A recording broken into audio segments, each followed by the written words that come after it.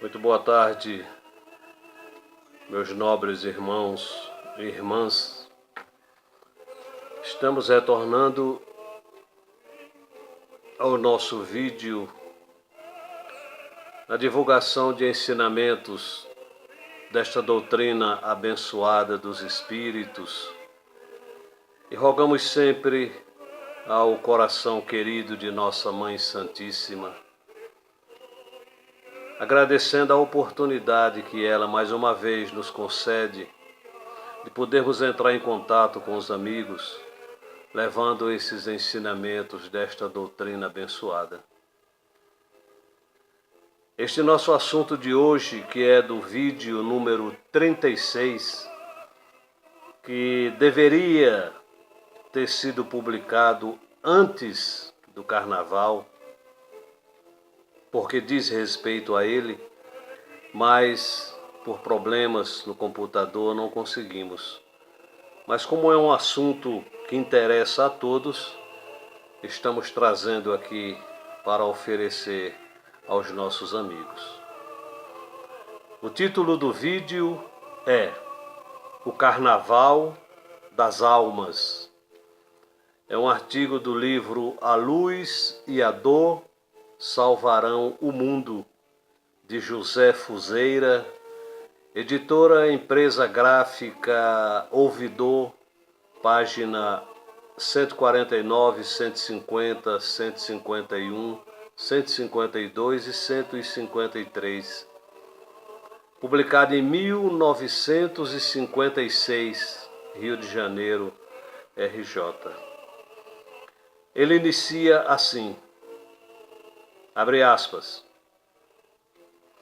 é hábito supor-se que os indivíduos que, no Carnaval, andam com máscara no rosto e envoltos em farrapos, peles, sedas e lantejoulas, andam fantasiados, ou, para definir melhor, disfarçados. Porém, na verdade, não é assim. O que se passa é justamente o contrário.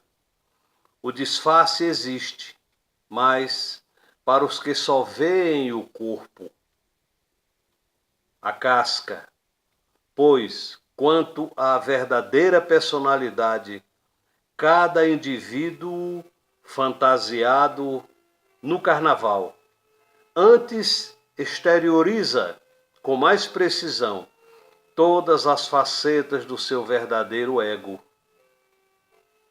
Estamos em afirmar que esse período é o único em que as almas espontaneamente se mostram tal qual são, sem nenhum artifício de atitudes hipócritas ou convencionais. Os corpos estarão, pois, fantasiados, mas as almas não. Estas, ao inverso, como distraídas, deixam escapar e explodir suas emoções e pendores represados, os quais constituem a mais idônea ficha da sua craveira moral e espiritual. As roupagens que envolvem o corpo, que sejam as de rei ou de histrião, as de odalisca ou de sultão, as de arlequim ou de colombina, de anjos ou de satã, de matuto ou de vaqueiro, todas elas, enfim, conjugadas às atitudes que lhes correspondem em gestos, ademanes e palavras, são, para o observador atento, uma fiel chapa fotográfica das expressões do caráter do indivíduo, e as vestimentas são a moldura que destaca e empresta maior realce às diversas nuances de cada uma dessas almas. Julgamos, pois, que o Carnaval é o único palco em que os personagens não são atores que passam, são autores que vivem a sua própria comédia, o seu drama ou a sua tragédia. Por conseguinte, o carnaval mostra-nos cada alma sem a máscara dos artifícios que com elas cobrem o rosto durante o ano inteiro. Sim, porque o carnaval verdadeiro e legítimo, aquele carnaval em que todos tomam parte ativa e cujas máscaras, muitas vezes, são as expressões incógnitas ou diferentes das que a alma sente. Esse é o da sociedade atual em que todos vivem, cada um representando os múltiplos papéis da sua própria peça. O que estamos afirmando não se baseia em deduções abstratas, são fatos incontestes e tangíveis. Os autores, atores, topam-se sem o menor esforço em qualquer parte. Quer nos postemos no ângulo de uma rua ou atravessemos uma avenida aristocrática e rumorosa, quer entremos num teatro ou num cinema, num cemitério ou num templo, quer ingressemos num palácio em festa ou em um luxuoso hotel, os personagens do carnaval das almas se encontram facilmente. Detenhamo-nos por enquanto, por momentos, a observar quem passa aqui, nesta avenida buliçosa. Atentemos. Passa o pobre fingindo de remediado, e o remediado verdadeiro vai passando fantasiado de rico. Passam também alguns ricos, exibindo-se como milionários, e outros, ao contrário, por serem verdadeiros avarentos, arrastam-se sob a aparência modesta, meio desconfiados, com receio de que lhe peçam algum dinheiro emprestado. Passa também o orgulhoso do seu cartaz, espartilhado na pose de intocável e pronto a fulminar qualquer um que tenha a audácia de pisar-lhe o manto de suas credenciais ante os conceitos do mundo, mas que, as mais das vezes, é um mísero perante Deus. Olhando ainda através da lente do nosso caleidoscópio, a multidão que se estende ao longe, eis que, como num passe de mágica, grande número de indivíduos que a compõem começam gradualmente a transformar-se em monstruosas crisálidas, vítreas e barrigudas, todas a agitarem-se em convulsões de parturientes. Mais uns momentos, e logo metamorfoseados em imagens nítidas e expressivas, ei-los surgindo aos saltos, como duendes saindo de uma caverna mágica. Agora, alinhados em extenso cordão, preparam-se para marchar em desfile. Aguçemos o olhar a fim de identificarmos os personagens que vão passar. Move-se o préstito. Na frente caminham os adúlteros. É um pelotão interminável. Os mais cândidos ou mais velhacos têm a aliança nupcial escondida dentro do bolso, porém, bem ajustada no rosto, trazem a máscara de cera da fidelidade. A intriga e a calúnia, como irmãs gêmeas, seguem disfarçadas nas roupas alvinitentes de Nossa Senhora da Paz.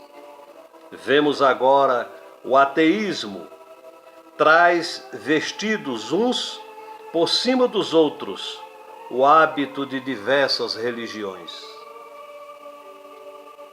Eis que surge a mentira, de mãos postas e cruz no peito.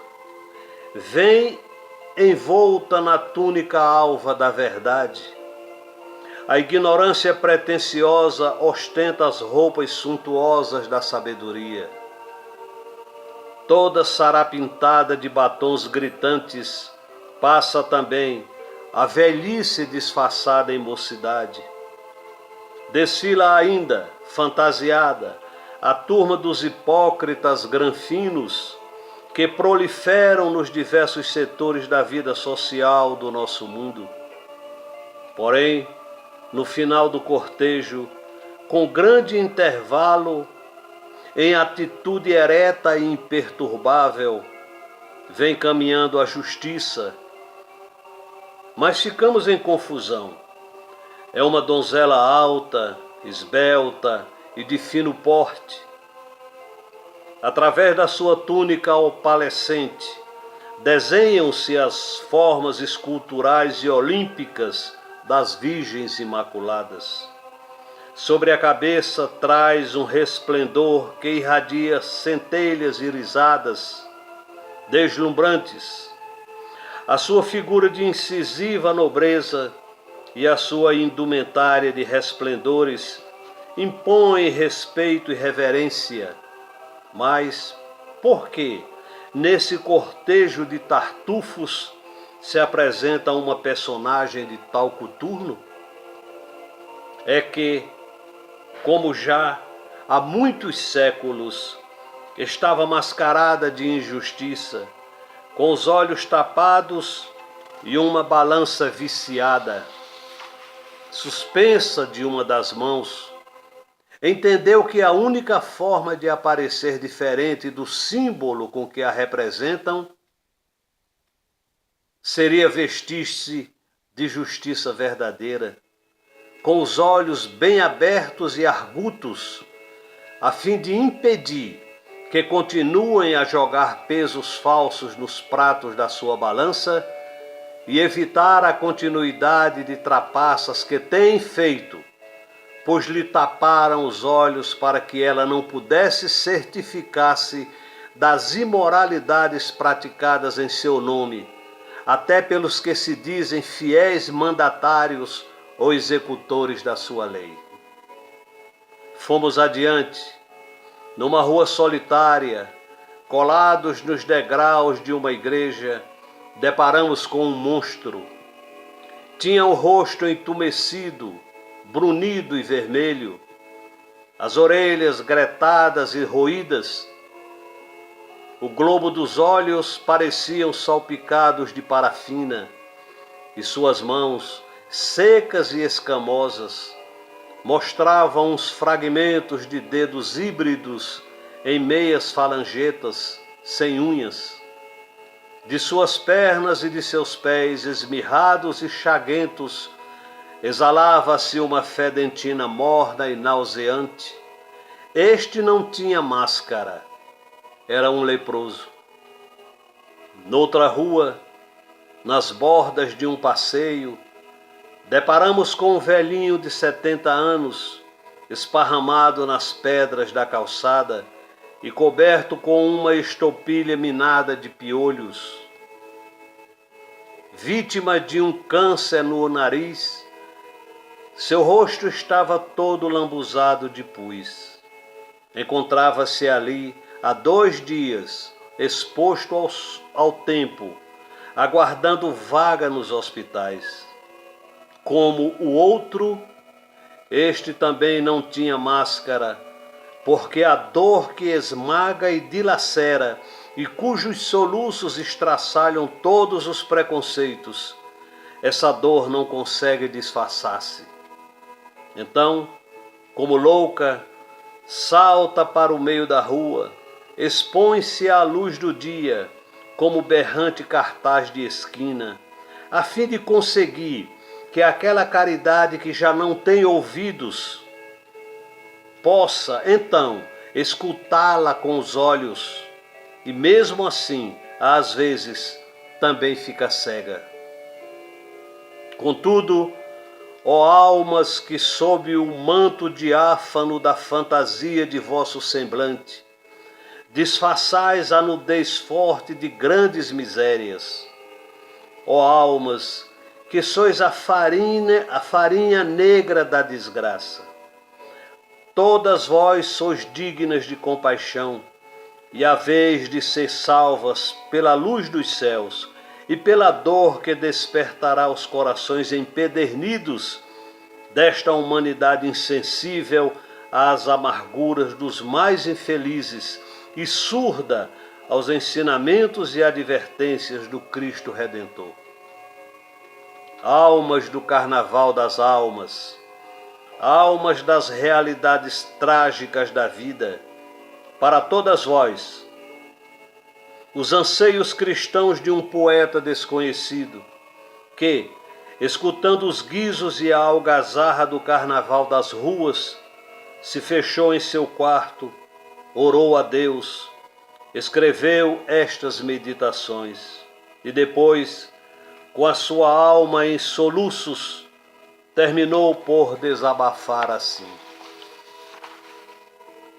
a sociedade que neste mundo existe sofre por não ter crença e não ter fé, mas sofre mais ainda porque insiste em parecer aquilo que não é.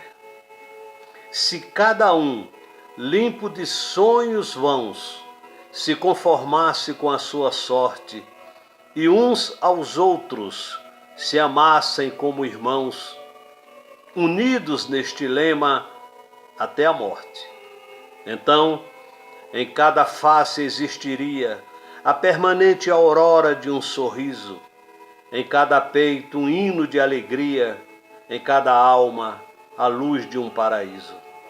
E a terra, assim, sem tredas ilusões, iluminada por tão doce luz, livre de invejas, ódios e ambições, seria o céu de que falou Jesus.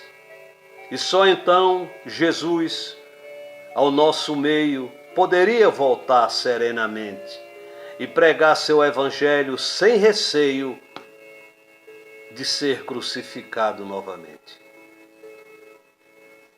Fecha aspas. Nas fronteiras da loucura, de Manuel Filomeno de Miranda, psicografia de Divaldo Pereira Franco, Livraria Espírita Alvorada, editora, página 250, de 1990, Salvador, Bahia. Vejam a beleza desta prece. Divino médico de todos nós, espíritos enfermos que reconhecemos ser, aqui nos encontramos buscando a terapia da tua misericórdia, a fim de que nos libertemos das causas geradoras dos males que nos afetam. Da mesma forma que dissestes à mulher equivocada que não voltasse a pecar, a fim de que não lhe acontecesse algo pior, ajuda-nos a agir corretamente, a fim de que nos não sucedam novas quedas, propiciadas pelo egoísmo e o orgulho que ainda nos conduzem às ações.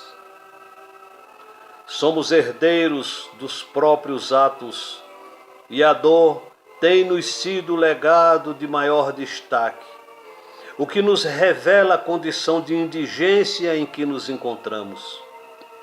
Conhecedores da tua palavra e dispostos à renovação, colocamo-nos ao teu serviço conforme somos e com o pouco de que dispomos. Favorece-nos com a medicação preventiva do amor ao próximo e auxilia-nos com a terapêutica do perdão das ofensas, a fim de curarmos as viroses da alma que nos infectam o corpo, após contaminar-nos os sentimentos, as emoções. Agora entendemos melhor os teus desígnios e candidatamo-nos a ser discípulos atuantes no campo da caridade, do bem. Não nos deixes recuar, nem estacionar, impelindo-nos ao avanço sempre, no rumo da grande luz, e ampara-nos na fragilidade em que estagiamos, favorecendo-nos com a certeza plena da vitória sobre nós mesmos e a libertação consciente de nossas faltas. Senhor, conduze-nos, Calvário acima, com os olhos postos na formosa madrugada da ressurreição vitoriosa que a todos nos espera. Eu agradeço a atenção de todos. Ficamos por aqui e desejamos que o coração, pedindo a ela sempre, o coração da nossa querida soberana, que a luz de nosso Senhor Jesus Cristo brilhe na vossa família e no vosso lar. Não nos esqueçamos nunca, caros irmãos, que nós somos luz, somos filhos da luz, e para essa mesma luz nós haveremos de retornar um dia. Nossa Senhora vos cubra de graças, nosso Senhor Jesus Cristo vos ilumine sempre. Sejam felizes. Muito obrigado. Graças a Deus.